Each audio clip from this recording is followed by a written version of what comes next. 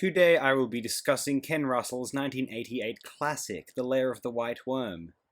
Yeah, I'll call this a classic, I don't care. I love almost everything Ken Russell ever directed, maybe against some better judgment, but they are too brazen, charismatic, and wild for me not to want to experience more than once. I want to do this, says Ken Russell, and I swear no matter what he wants, I think it's a great idea, or at least he convinces me in the finished film that it was a great idea. It is possible that his 1995 Treasure Island adaptation is a notable exception, but even this I am not entirely convinced of.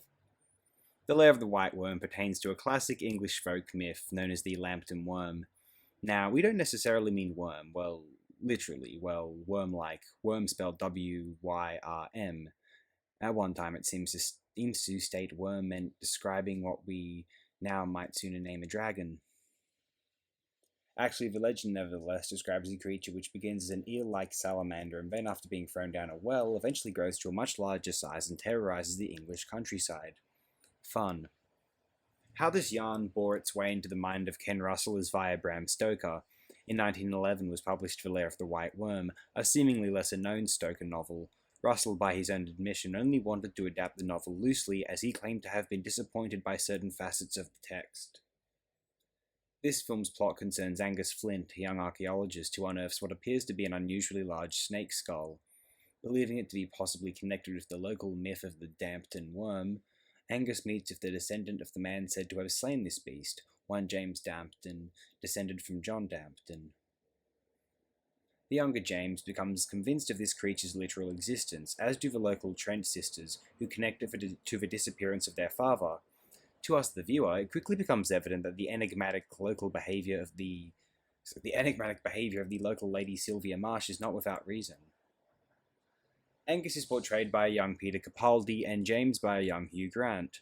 Peculiar but a fun novelty, and they are extremely watchable and likable. This entire film becomes a tremendously fun romp as these four or so young people run about attempting to halt an occult threat. This is an outstanding horror comedy if there ever was one.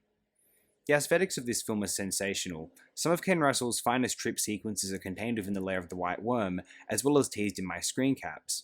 It is so Ken Russell. I love the thought of showing these sequences to Ken Russell detractors. I imagine I'd find it very amusing.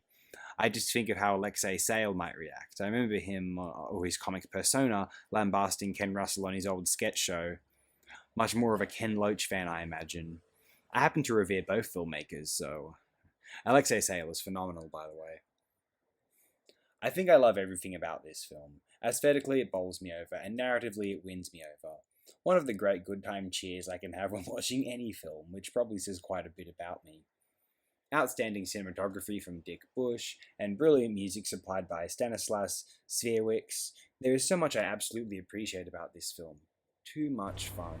At times, this film is carried by this tremendous performance, courtesy of Amanda Donohoe. She portrays Sylvia Marsh. What a screen presence. Yes, as I've said, The Lair of the White Worm is a jolly good romp. I think in every respect that it is what it was trying to be, and I wholly endorse it.